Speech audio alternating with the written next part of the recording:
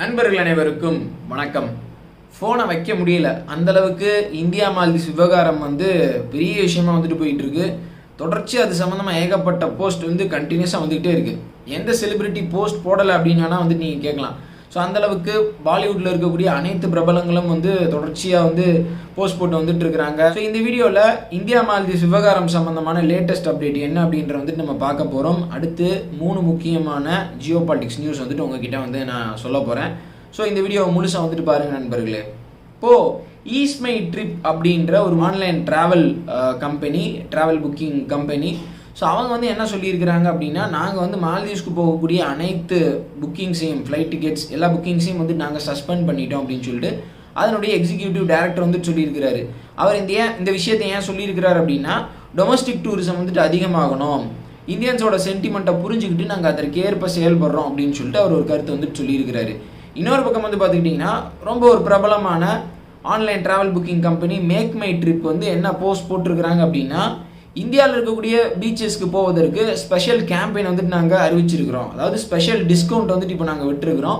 So இந்தியாவில் இருக்கக்கூடிய முக்கியமான பீச்சஸ், நீங்கள் அந்தமானோ இல்லை லட்சதீபுக்கோ நீங்கள் முக்கியமான இடத்துக்கு நீங்கள் போகணும் அப்படின்னா எங்கள் இதில் நிறைய டிஸ்கவுண்ட்ஸ் இப்போ இருக்குது. ஃப்ளைட் டிக்கெட்ஸில் சொல்கிறாங்களா என்ன அப்படின்றது தெரியல, நிறைய டிஸ்கவுண்ட்ஸ் இருக்குது அப்படின்னு சொல்லிட்டு அவங்களும் டொமஸ்டிக் டூரிசத்தை ப்ரொமோட் பண்ணுறதுக்கு போஸ்ட் போட்டிருந்தாங்க.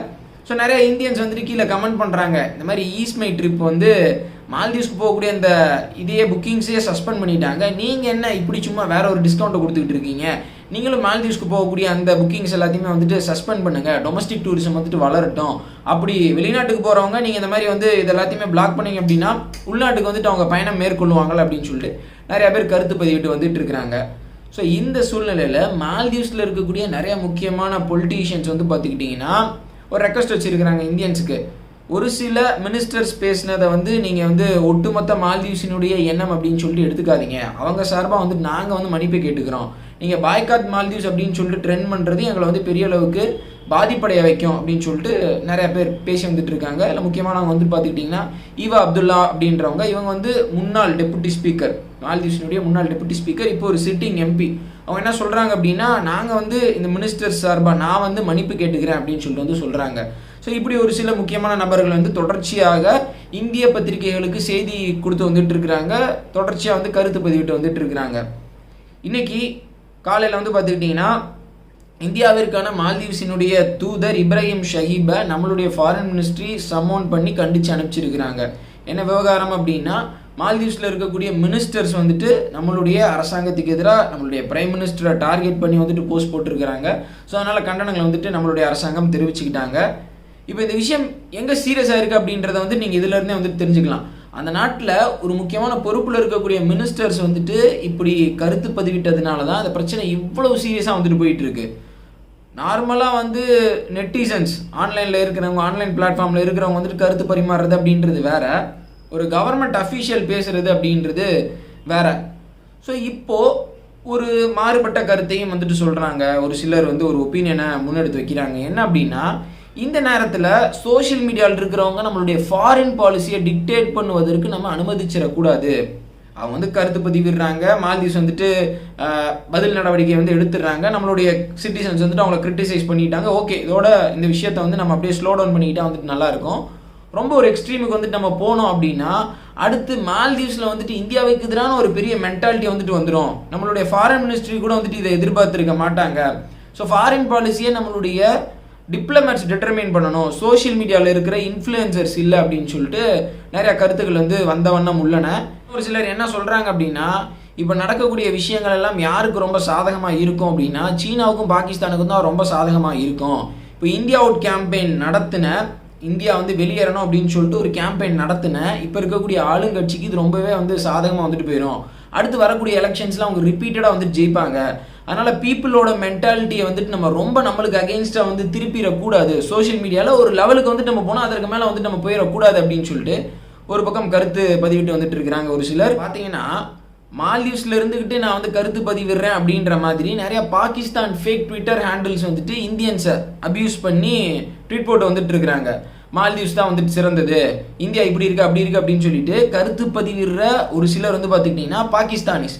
ஸோ பிரச்சனையை பெருசாக ஏற்படுத்தி விடணும் அப்படின்றது இவங்களுடைய நோக்கம். இவங்க பாகிஸ்தானினுடைய அந்த ஐஎஸ்ஐனுடைய ட்விட்டர் ஹேண்டில் பார்த்துக்கிட்டிங்கன்னா, இந்த மாதிரி எந்தெந்த நேரத்திலலாம் வந்துட்டு சந்தர்ப்பம் கிடைக்குதோ அந்தந்த இடத்துலலாம் புகுந்து ஆட்டையை கெடுக்கணும் அப்படின்னு சொல்லிட்டு வந்து அவங்க நினைப்பாங்க. ஸோ இதனால தான் இந்த விஷயத்தை வந்து நான் முக்கியமாக சொல்ல வரேன். சரி நண்பர்களே, அடுத்த முக்கியமான செய்திக்கு வந்துட்டு நான் வர்றேன். என்னென்னா, பங்களாதேஷினுடைய பிரைம் மினிஸ்டராக மீண்டும் ஷேக் ஹசீனா தேர்வு செய்யப்பட்டிருக்கிறார்கள். அவங்க வந்து இது 4வது முறை தொடர்ச்சியாக வந்துட்டு ஜெயிக்கிறது எதிர்பார்த்தது தான்.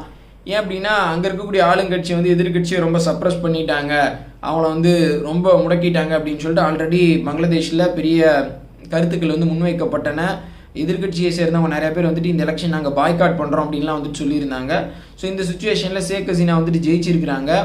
இது யாருக்கு நல்லதோ கெட்டதோ இந்தியாவுக்கு ரொம்ப ரொம்ப நல்லது. ஏன் அப்படின்னு பார்த்துக்கிட்டிங்கன்னா, எதிர்கட்சி இப்போ தோத்த எதிர்கட்சி வந்து பாகிஸ்தானுக்கு ரொம்ப ரொம்ப க்ளோஸ், சீனாவுக்கும் வந்துட்டு கொஞ்சம் அவங்க நெருக்கமாக தான் வந்துட்டு இருக்கிறாங்க.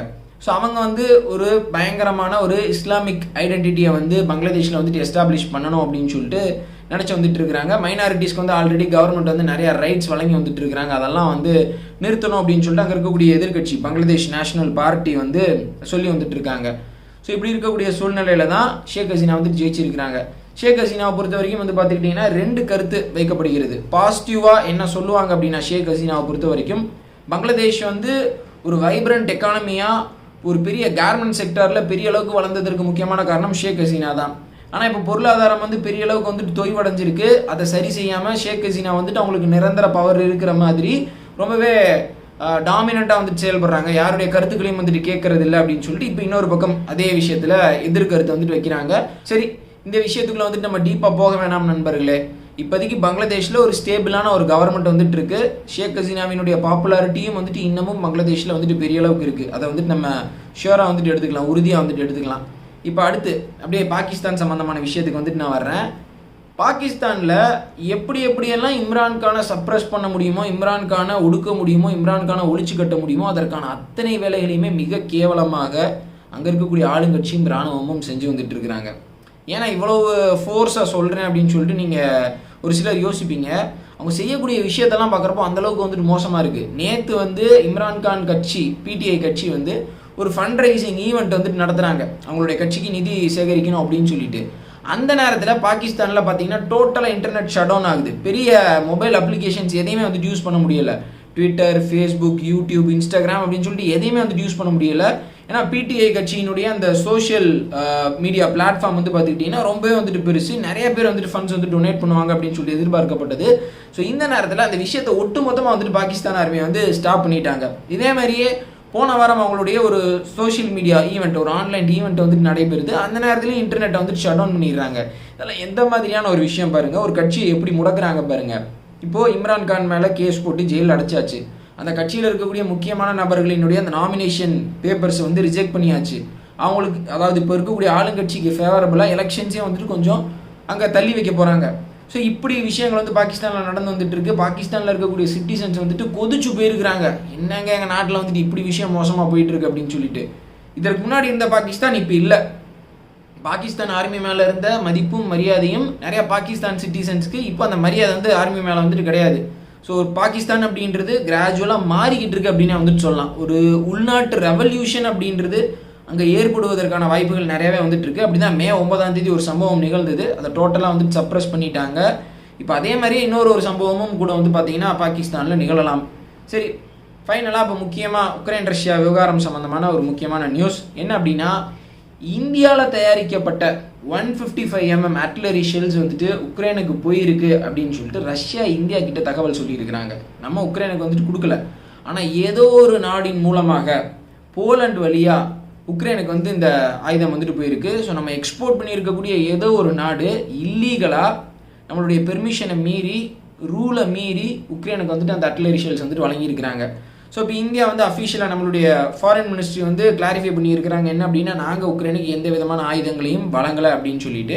ஸோ ரஷ்யாவுக்கும் வந்துட்டு இது தெரியும்.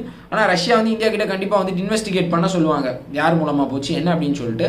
ஆல்ரெடி ஒரு இன்வெஸ்டிகேஷன் போயிட்டு இருப்பதாக கூறப்படுகிறது நண்பர்களே. நம்மளுடைய அரசாங்கம் வந்து எவாலுவேட் பண்ணிட்டு இருக்கிறாங்க, யார் மூலமாக வந்துட்டு உக்ரைனுடைய கைக்கு வந்துட்டு இந்த வெப்பன் போச்சு அப்படின்னு சொல்லிட்டு. ஏன்னா நம்ம வந்துட்டு எக்ஸ்போர்ட் பண்ணிகிட்டு இருக்கிறோம், இப்போ நம்ம பண்ணிகிட்டு இருக்கிறது கூட மேபி அவங்களுக்கு வந்துட்டு போவதற்கான வாய்ப்புகள் அப்படின்றது வந்து இருக்குது.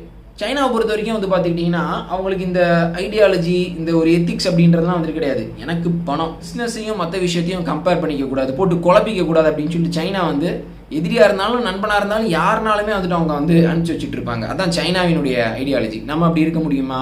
நம்மளுடைய நட்பு நாடு, நம்மளுடைய நெருங்கிய நண்பன் ரஷ்யா சொல்கிற வந்துட்டு நம்ம செவி கொடுத்து கேட்டு தான் வந்துட்டு ஆகணும். ஸோ இந்த விஷயத்தை நம்ம ரொம்ப சீரியஸாக பார்ப்போம்னு நான் நினைக்கிறேன் நண்பர்களே.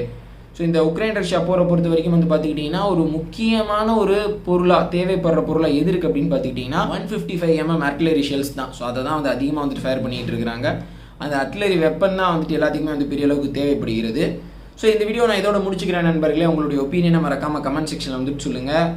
3 முக்கியமான விஷயங்கள் வந்துட்டு நம்ம பார்த்தோம். மால்தீவ்ஸ் சம்மந்தமாக, அப்புறம் வந்து பங்களாதேஷ் சம்மந்தமாக, பாகிஸ்தான் சம்மந்தமாக, அண்டை நாடு சம்மந்தமான முக்கியமான விஷயங்கள் வந்துட்டு பார்த்தோம். இந்த வீடியோ மறக்காமல் உங்களுடைய நண்பர்களுக்கு ஷேர் பண்ணுங்கள். நாளைக்கு வேறு ஒரு வீடியோவில் சந்திக்கலாம் நண்பர்களே. அது வரைக்கும் சேனலோட இணைஞ்சிருங்க. ஜெய்ஹிந்த்.